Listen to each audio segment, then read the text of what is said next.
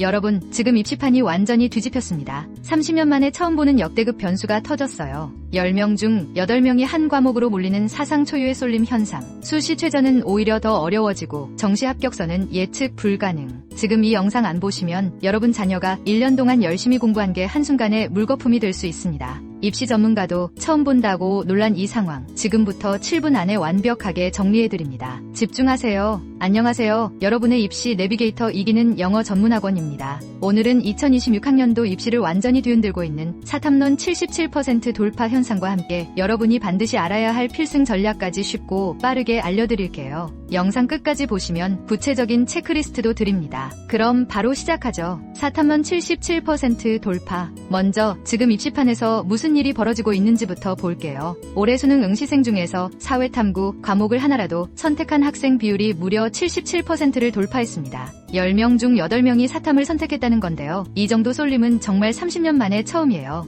이기는 영어 전문학원 신석영 대표님도 이런 현상은 처음이라고 말씀하셨죠. 그런데 왜 이런 일이 생긴 걸까요? 이유는 간단합니다. 과탐이 너무 어렵기 때문이에요. 중학교 때부터 수학, 과학 점수가 안 나왔던 학생들이 고등학교 올라와서도 물리, 화학은 쳐다보지도 않고 생명과학, 지구과학으로 몰렸는데 그마저도 버티지 못하고 아예 사탐으로 대거 이동한 거예요. 그런데 여기서 더 충격적인 건 전문가들이 내년에는 사탐 선택 비율이 90% 이상까지 갈 수도 있다고 경고하고 있다는 점입니다. 이건 일시적인 현상이 아니라 완전히 입시 구조가 바뀌고 있다는 신호예요. 수시 정시 대혼란. 자, 그럼 이 사탐론 현상이 여러분의 입시에 어떤 영향을 미치는지 볼게요. 결론부터 말씀드리면 수시와 정시에서 희비가 완전히 엇갈립니다. 먼저 수시 전형을 보시죠. 사탐의 고득점자가 엄청 늘어나면서 수능 최저 등급을 맞추는 학생이 폭발적으로 증가해요. 이게 바로 인플레이션 현상인데요. 수능으로 학생들을 걸러내기가 어려워지니까 결국 내신 합격선이 높아집니다. 사탐 선택한 문과생 여러분이 생각한 것보다 더 높은 내신이 필요할 수 있어요. 반대로 과탐을 선택한 이과 학생들은요, 고득점자가 줄어들면서 내신이 조금 낮아도 수능 최저만 맞추면 수시 합격 가능성이 높아지는 구조가 됩니다. 그런데 정시로 넘어가면 판도가 완전히 뒤집혀요. 사탐은 워낙 많은 학생이 몰려서 경쟁이 치열하고 불리해집니다. 반면 과탐은 고득점자 수가 줄어들어서 합격 점수가 낮아질 가능성이 있어요. 정리하면 사탐 선택자는 수시 불리, 정시 불리, 과탐 선택자는 수시 유리, 정시 유리. 간단하죠? 문과생 급증의 후폭풍. 그런데 여기서 끝이 아닙니다. 주요 10개 대학의 수시 지원자 수를 보면 문과는 플러스 1만 5천 명, 이과는 마이너스 1,000명. 문과 지원자가 폭발적으로 늘었어요. 이게 무슨 의미냐면 수시 경쟁이 치열해진 만큼 떨어지는 학생도 많다는 얘기고, 그 학생들이 정시로 유입되니까 정시 경쟁도 더욱 치열해진다는 겁니다. 과탐이 어려워서 사탐으로 갈아탄 학생들이 결과적으로 문과 전체의 경쟁률을 끌어올리는 아이러니한 상황이 발생한 거죠. 문과 선택한 여러분, 각오 단단히 하셔야 합니다. 킬러 문항 없어도 변별력은 살아있다. 자, 그럼 변별력은 어떻게 나올까요?